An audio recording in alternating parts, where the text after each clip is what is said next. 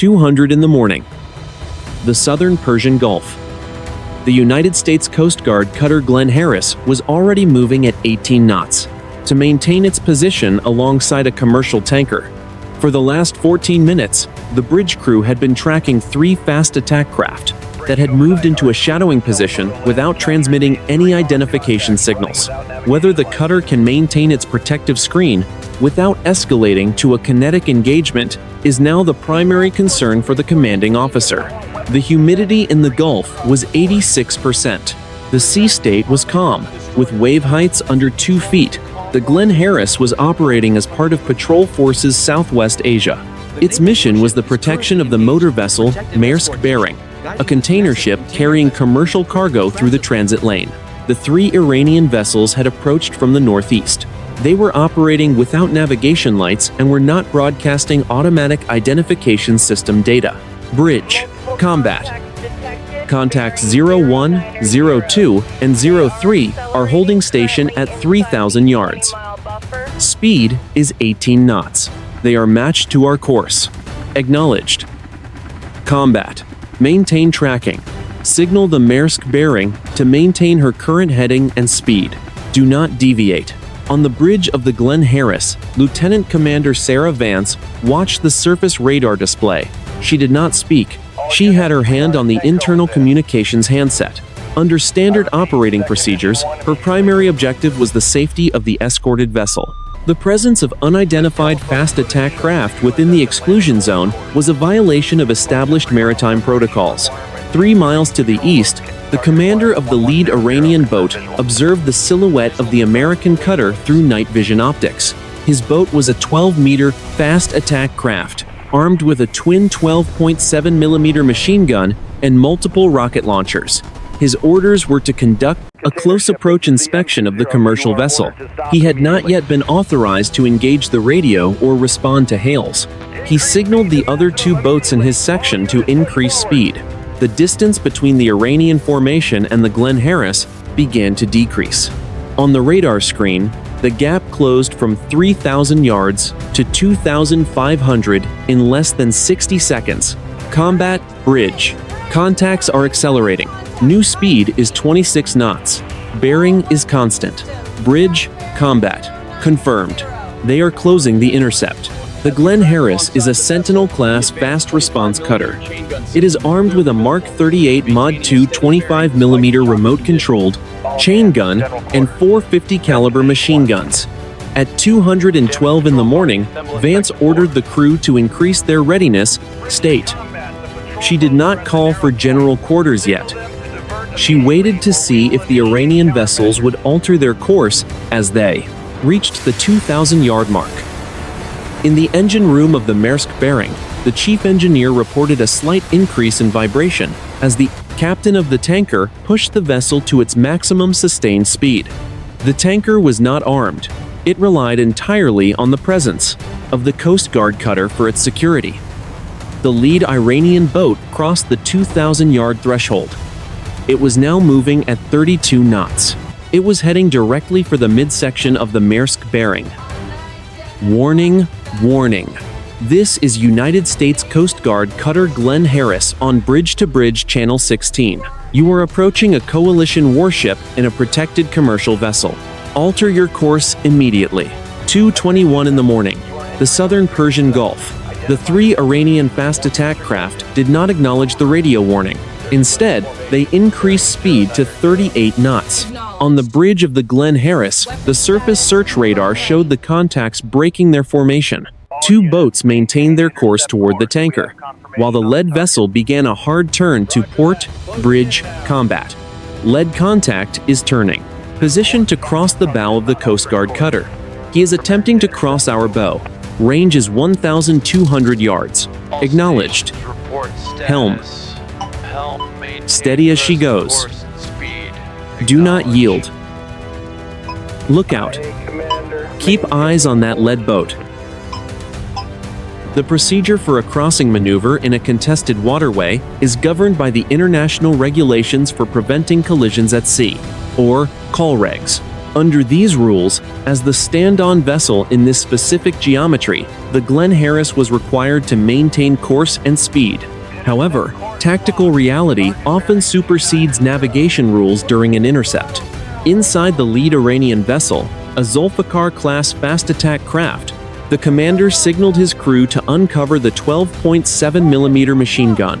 He was following a pattern of behavior designed to test the resolve of the escort. His objective was to force the American cutter to alter its course, thereby creating a gap in the defensive screen around the Maersk Bering. He watched the rangefinder, 1,000 yards. On the Glen Harris, the tactical action officer initiated a secure data link with the United States Naval Forces Central Command, NAV-CENT, in Bahrain. NAV-CENT, this is Glen Harris. We have 3 IRGCN fast attack craft in a non-compliant intercept. One vessel is attempting a bow cross at 1,000 yards. We are maintaining course and speed, requesting advisory on current rules of engagement. The response from Bahrain took 44 seconds. Acknowledge command. Glen Harris. NAV-CENT. You are authorized to use non-lethal deterrence. Monitor for hostile intent. You have the right to self-defense. Report all maneuvers. Vance did not move from her position near the radar repeater. Chief, get the LRAD ready. If he closes to 500 yards, I want a warning tone and the pre-recorded Persian warning. Bridge, lookout, status on the other 2 contacts. Contacts 02 and 03 are holding at 1,500 yards on the tanker's starboard quarter. They are matching speed but have not yet closed the distance. At 2:28 in the morning, the lead Iranian boat crossed the bow of the Glen Harris at a distance of 800 yards. The wake from the smaller craft caused a slight roll in the cutter.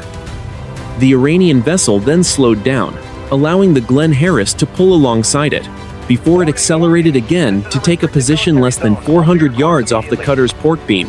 He's pacing us, Commander, 400 yards. I can see the crew on deck. Maintain status. Do not train the 25mm on them yet. I want the 5.0 calibers manned, but in the stowed position. We are not going to be the ones to escalate this to a weapons-ready posture. The Maersk Bering, sensing the proximity of the Iranian boats, began to broadcast an updated position via its AIS transponder, marking its status as under restricted maneuverability. The captain of the tanker contacted the Glen Harris via a private VHF channel. Glen Harris, this is Bering. Those boats are getting very close to our stern. Should we alter course to the west? Bering, Glen Harris. Negative. Maintain your current heading. We are handling the intercept. Stay in the channel. The situation had shifted from a shadow to an active harassment. The Iranian commander had successfully split his force, with 2 boats threatening the tanker and 1 boat pinning the cutter.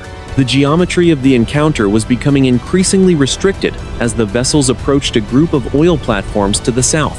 2:36 in the morning. The Southern Persian Gulf. The Maersk Bering was now 5 miles north of the Mubarak oil field. On the bridge of the container ship, the captain watched the radar return of the 2 Iranian boats closing on his stern. The distance was 800 yards and decreasing. Under the pressure of the intercept, the commercial master contacted the Glen Harris for the 3rd time in 10 minutes. Glen Harris. This is Bering. They are coming up fast on my 6. I am seeing personnel on their decks moving toward the gun mounts. What is your intent? Bering, Glen Harris. We have them on radar and visual. Maintain your course. We are moving to intercept. Lieutenant Commander Vance ordered the helmsman to bring the cutter to 30 knots. The Glen Harris surged forward, its diesel engines producing a visible wake in the dark water. The maneuver was designed to place the cutter between the 2 trailing Iranian boats and the tanker's vulnerable stern.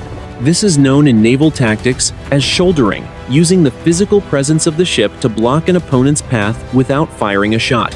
Inside the Combat Information Center of the Glen Harris, the tactical officers were evaluating the criteria for hostile intent. Under the standing rules of engagement for United States Central Command, hostile intent is defined as the threat of imminent use of force. The uncovering of weapons and the high-speed approach toward a protected vessel were technical indicators. but they had not yet crossed the threshold for a kinetic response. 400 yards to the east, the commander of the lead Iranian boat watched the American cutter accelerate. He spoke into a secure radio, communicating with a shore-based command center near Bandar Abbas. He reported that the American vessel was attempting to interfere with his patrol. He was ordered to maintain the pressure. The Iranian objective was not to start a conflict, but to assert maritime sovereignty in waters they considered their sphere of influence. The Iranian commander signaled the two trailing boats to split. One moved to the port side of the tanker, the other to the starboard. Bridge. Combat. They're splitting. We can't shoulder both of them. Contact 02 is moving to the tanker's port quarter. Contact 03 is moving to starboard. Range is 500 yards. Lookout. Bridge. Confirm weapon status on Contact 03.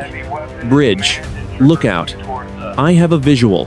The 12.7mm gun is manned. The operator is looking at us through binoculars. He has not trained the weapon on us yet. The distance between the Iranian boats and the Maersk Bering dropped to 300 yards. At this range, a fast attack craft can bridge the gap to a slow-moving tanker in less than 20 seconds. The crew of the Glen Harris was now at a heightened state of readiness. The Mark 38 25mm gun was powered up. Its optical sensors slaved to the bridge radar, though the barrel remained in the neutral, vertical position. At 2:48 in the morning, Vance authorized the use of the long-range acoustic device, Bridge, Chief.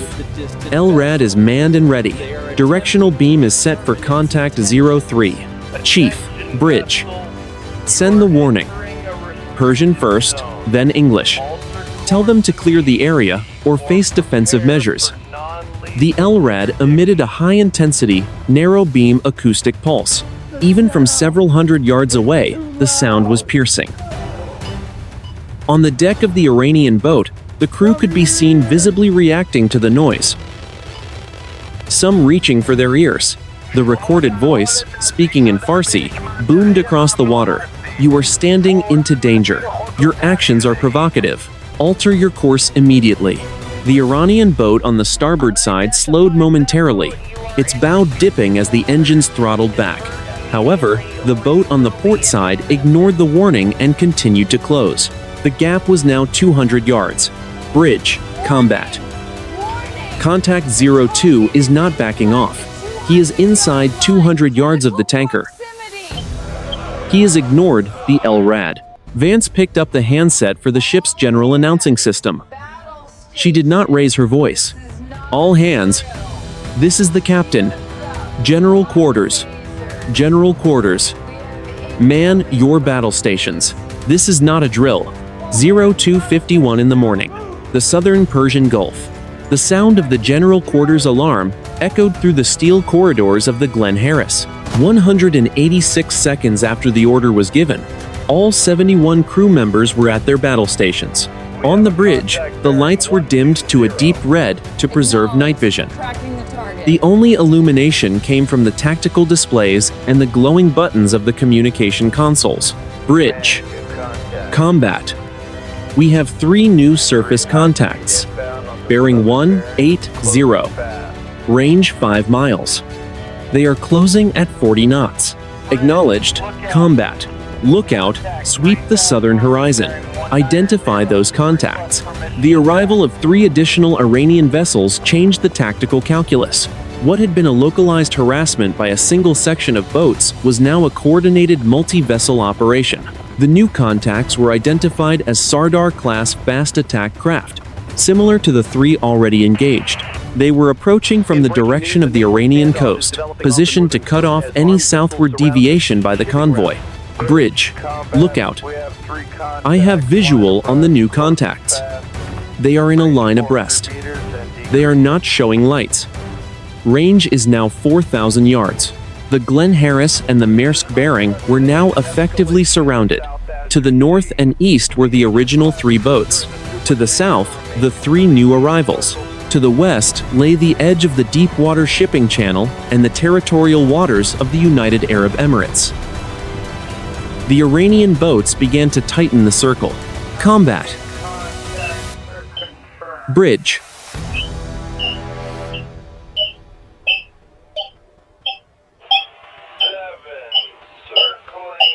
All 6 contacts are now within 1,000 yards.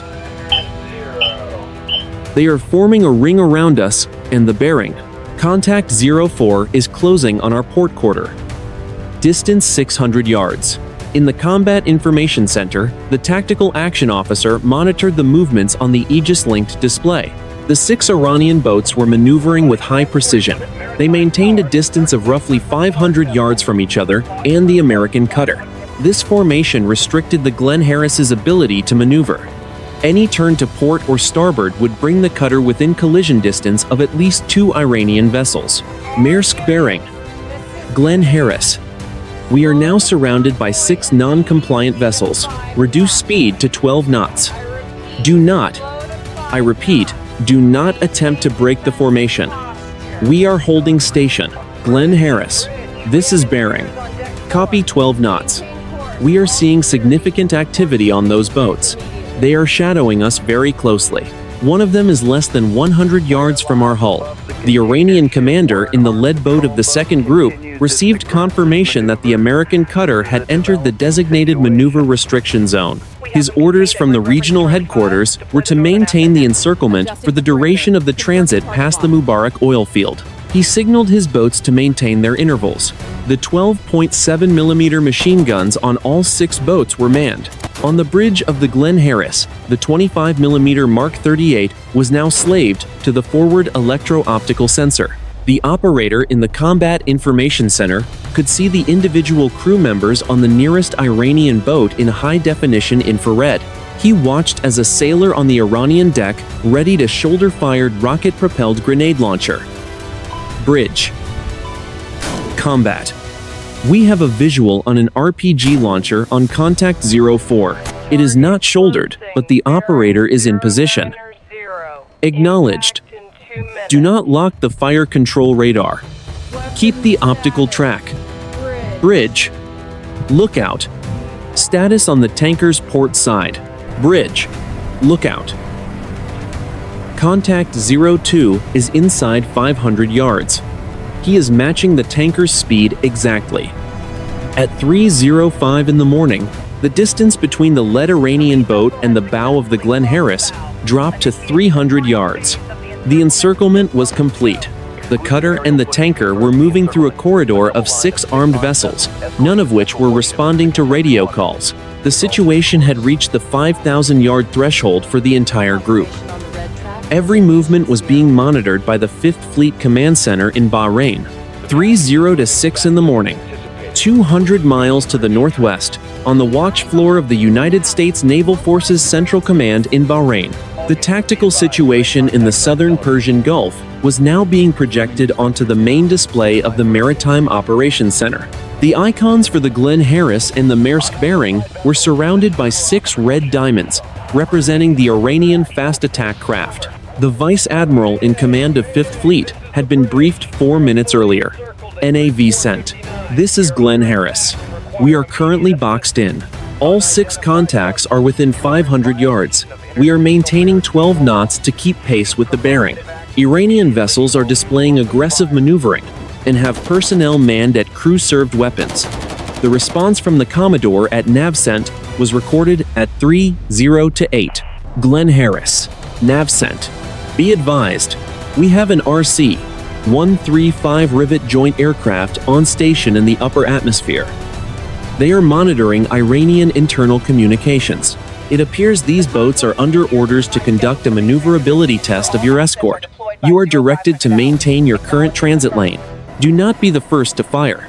However, if any vessel closes to within 100 yards or trains a weapon on your bridge, you are cleared to employ the warning shot protocol. The warning shot protocol is a strictly defined sequence of escalatory measures used by the United States, Navy, and Coast Guard. It begins with verbal warnings, moves to visual signals such as flares or searchlights, and ends with the discharge of a weapon into the water, well clear of the target vessel. On the bridge of the Glen Harris, Vance acknowledged the orders. She did not display a reaction. She checked the digital compass. The group was approaching the narrowest point of the deepwater channel. To the west, the water depth decreased rapidly to less than 40 feet too shallow for the Maersk Bering. Though, the shallow draft Iranian boats could navigate it easily. Inside the Bandar Abbas Operations Center on the Iranian coast, the regional commander for the Islamic Revolutionary Guard Corps Navy monitored the same encounter via a shore-based coastal surveillance radar. His objective was a demonstration of control. By encircling the American cutter, he was forcing the United States to acknowledge the IRGCN's ability to dictate the pace of transit in the Gulf. He issued a command to the lead boat to further restrict the Glen Harris's movement. At 3:12 in the morning, the lead Iranian boat shifted its position. It moved from the port beam of the Glen Harris to a position directly in front of the cutter's bow, then slowed down to 9 knots. Bridge. Helm. The lead contact is slowing down. He's trying to force us to back off the engines. If I slow down, the Bering is going to pull ahead of us and lose her screen. Bridge. Combat. Contact 04 is closing. On our stern. Range is now 200 yards. He is coming up on our wake. Vance looked at the infrared feed on the bridge monitor. The Iranian boat in front was so close that the cutter's bow numbers were illuminated by the smaller vessel's stern lights. Look out!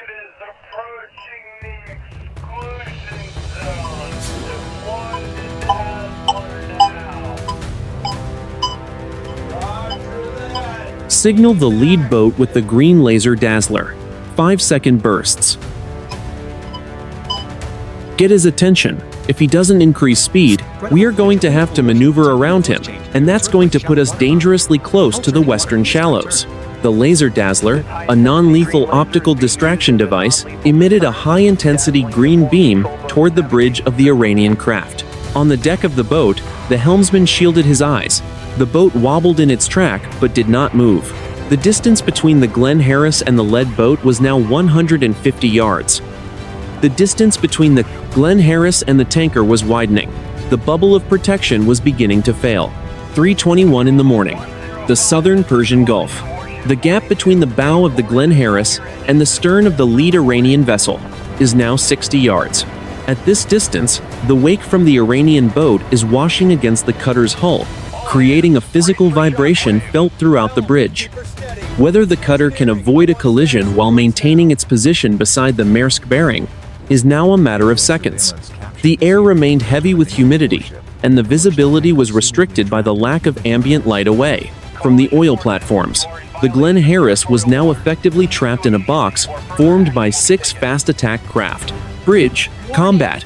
Contact 01 is slowing further. Speed is now 6 knots. We are going to overrun him in 30 seconds. Helm. Back 1/3. All engines back 1/3. The cutter slowed, but the maneuver caused the Maersk Bering to pull ahead. The tanker was now 300 yards in front of the Glen Harris, leaving its port and starboard quarters entirely exposed to the 4 Iranian boats trailing it. Inside the lead Iranian vessel, the commander watched the American cutter drop back. He had achieved his immediate tactical goal of separating the escort from the high-value target. He ordered his helmsman to maintain 6 knots. On his starboard side, he could see the crew of the Glen Harris moving on the deck. Bridge. Lookout. Contact 04 is closing on our port quarter. Distance is 40 yards. I repeat, 40 yards. He is inside the hull wash. The Iranian boat was so close that the Glen Harris's searchlight illuminated the individual rivets on its hull. The Iranian crew was visible, standing behind their 12.7mm machine gun. The weapon was not yet trained on the cutter, but the operator's hands were on the grips. Combat. Bridge. This is the captain. Train the Mark 38 on Contact 04. Electro-optical track only. Do not engage the laser rangefinder. I want them to know we are looking at them, but I do not want trigger a response. In the Combat Information Center, the gunner moved the joystick. On the bridge monitor, the barrel of the 25mm chain gun lowered from its vertical position.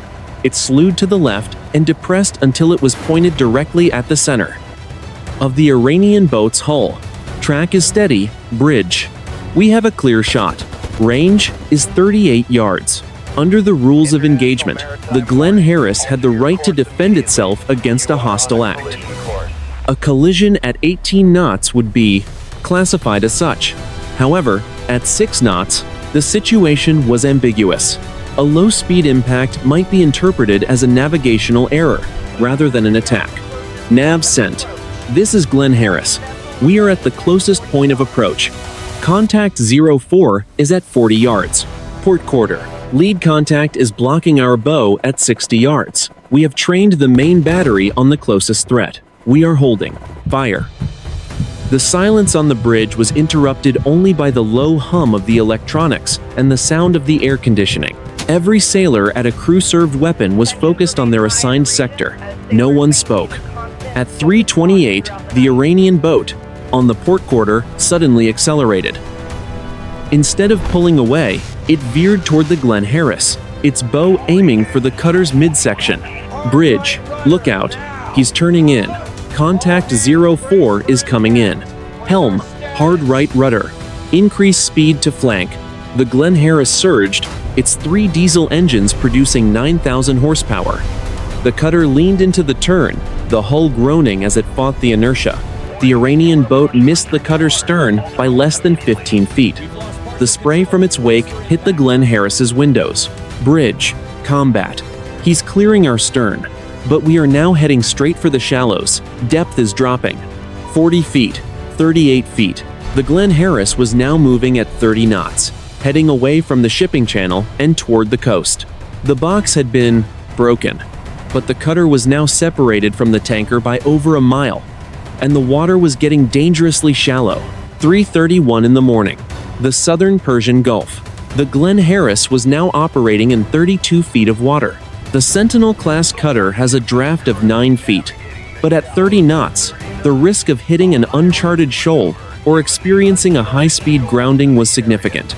The Maersk Bering was now 1,800 yards to the northeast, and the 4 Iranian boats that had been shadowing it were beginning to close the gap created by the cutter's forced maneuver. Bridge, combat. Depth is 30 feet and decreasing. We are running out of sea room. Helm, hard right rudder. Bring us to course 045. Flank speed. The commanding officer's decision was to use the shallow water as a tactical pivot. The Iranian fast attack craft, while more maneuverable, in a straight line, lacked the sophisticated stabilization systems of the American cutter. By executing a high-speed turn at the very edge of the shipping channel, Vance intended to catch the Iranian formation out of position as they moved to re-engage the tanker. On the bridge of the lead Sardar-class boat, the Iranian commander observed the Glen Harris making a sharp turn back toward the deep water. He interpreted the move as an attempt to ram the trailing boats. He signaled his section to break their formation and scatter, to avoid a collision. Bridge, look out. Contacts 04 and 05 are breaking away. They're hauling off to the east. We've cleared the box. Steady on course 045. Maintain 30 knots. Combat. What is the status of the Bering? Bridge. Combat. The Bering is at our 12 o'clock, range 1,000 yards. Contact 02 is still on her port beam, less than 50 yards out. He is staying with her. The Glen Harris surged back toward the shipping lane. The separation between the escort and the high-value target was closing. However, the Iranian boat on the tanker's port side was now the primary threat. It was positioned so closely to the Maersk Bering's hull that the cutter could not use its 25mm gun, without the risk of an overshoot hitting the commercial ship. At 3:36, the Glen Harris pulled alongside the stern of the Maersk Bering. Vance ordered the ship's searchlights to be energized. 2 million candle power of white light hit the deck of the nearest Iranian boat, completely washing out the vision of its crew and their night optics. Bridge, Chief. Searchlights are on target. They are blinded. Maintain the light. Helm, ease us in. I want to put our hull between that boat and the tanker. If he doesn't move, we are going to rub paint. Inside the Iranian boat, the helmsman was forced to look away from the intensity of the searchlight. His vessel began to drift. The massive wall of the Maersk Bering was on his right, and the approaching bow of the Glen Harris. was on his left. The space between the two larger ships was less than 70 yards and narrowing as the cutter moved into the gap. The Iranian commander realized he was being squeezed. He could either maintain his position and risk being crushed between the two ships, or he could throttle back and concede the position. He chose to throttle back. Bridge, combat. Contact 02 is falling astern. He's out of the gap. Bridge, look out. The other 5 contacts are regrouping at 2,000 yards. They are no longer closing. The Glen Harris had successfully re-established its defensive screen.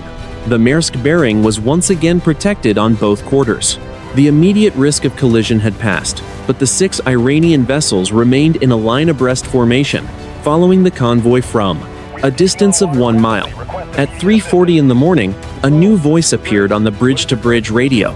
It was not the Iranian boats. It was a shore-based station. United States Coast Guard vessel Glen Harris. This is Abbas Coast Guard radio. You are currently in the vicinity of Iranian territorial interests. State your intentions. 3:41 in the morning. The Southern Persian Gulf. The radio transmission from Abbas Coast Guard radio was the first formal communication from the Iranian side, since the encounter began 1 hour and 41 minutes earlier. On the bridge of the Glen Harris, the signal was clear over the bridge-to-bridge VHF frequency. Lieutenant Commander Vance stepped to the radio console. Abbas radio, this is United States Coast Guard Cutter Glen Harris. We are a coalition warship, conducting a routine transit of the international shipping lane in accordance with international law. We are escorting the commercial vessel Maersk Bering. Our intention is to maintain our current course and speed through the Strait of Hormuz. The reply from the shore station was immediate. Glen Harris, be advised, you are operating in a maritime security zone. Your maneuvers have been noted. Maintain your current heading, and do not deviate toward the Iranian coastline. We are monitoring your transit. As the transmission ended, the 6 Iranian fast attack craft, which had been holding a line abreast formation 1 mile astern, began to shift their geometry. The lead vessel increased its speed to 40 knots and turned 10 degrees to the east, heading back toward the Iranian mainland. One by one, the other 5 vessels followed. The lead boats maneuver. Bridge, combat. All 6 contacts are turning away. New bearing 080. They are opening the range. 5 knots, 10 knots. They are accelerating. Look out. Bridge. Confirm they are breaking contact.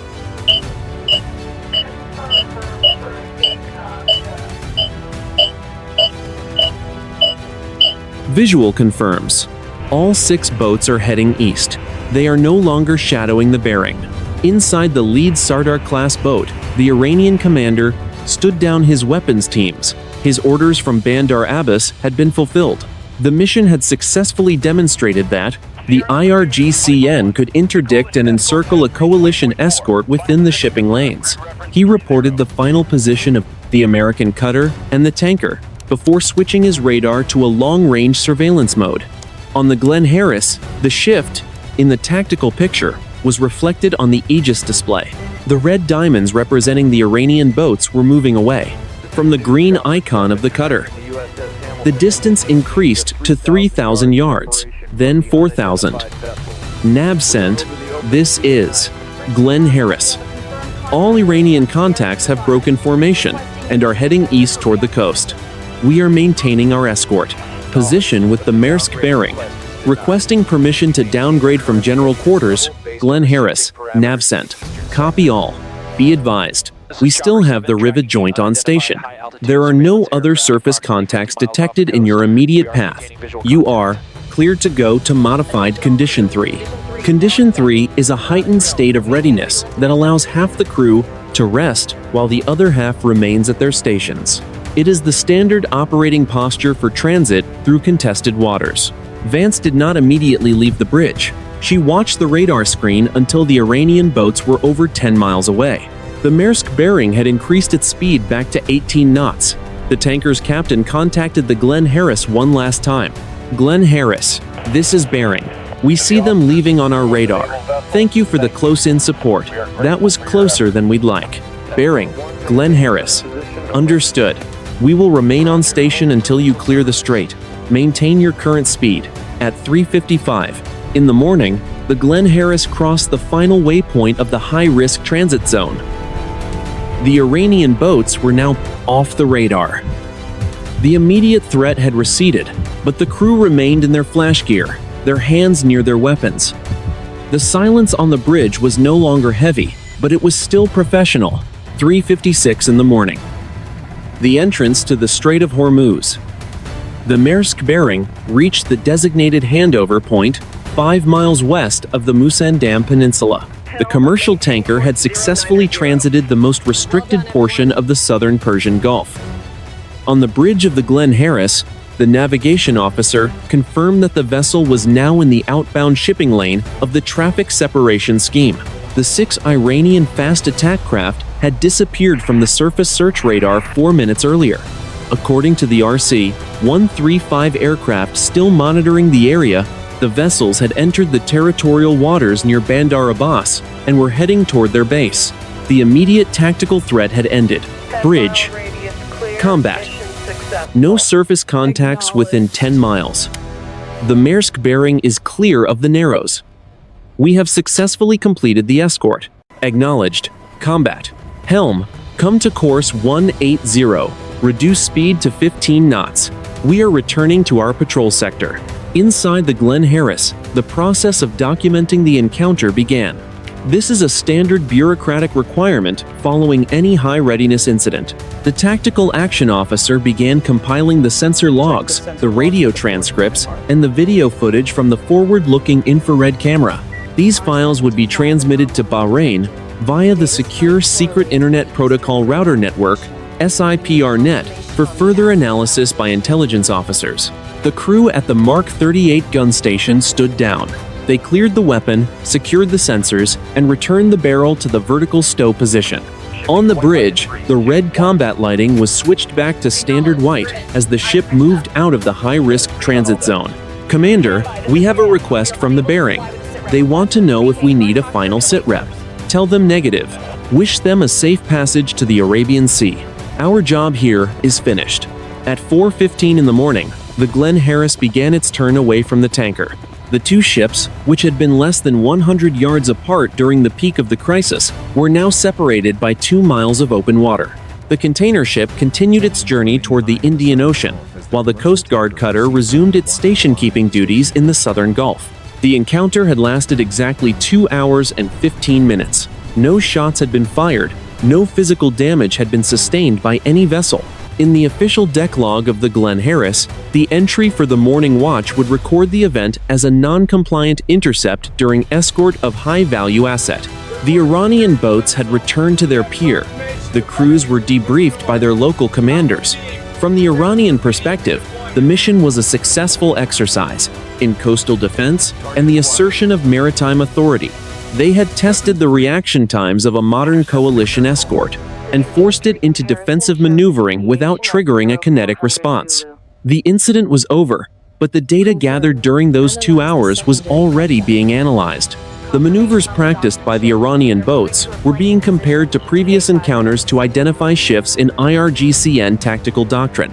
The transit of the Maersk Bering through the Strait of Hormuz concluded without the discharge of kinetic weapons or the loss of life. At 5:15 in the morning, the USS Glen Harris officially resumed its patrol in the Southern Persian Gulf. Within 6 hours of the disengagement, the incident was being characterized by both Washington and Tehran through the lens of maritime sovereignty and regional stability. The Department of Defense released a brief statement at 9:30 in the morning, East Coast time. The report confirmed that a Sentinel-class fast response cutter had encountered 6 Islamic Revolutionary Guard Corps Navy IRGCN fast attack craft. The statement noted that the Iranian vessels conducted unsafe and unprofessional maneuvers and ignored multiple international hails. It praised the crew of the Glen Harris for their adherence to the rules of engagement and professional seamanship. Simultaneously, the Fars news agency in Tehran reported that IRGCN naval units had successfully intercepted and monitored an intruding foreign warship, escorting a commercial vessel near Iranian territorial waters. The report stated that the Iranian craft had warned the vessel to maintain the designated shipping lanes and that the mission was part of routine sovereign patrol operations. What occurred in the Southern Gulf this morning was, by any technical definition, a maritime incident of the first order.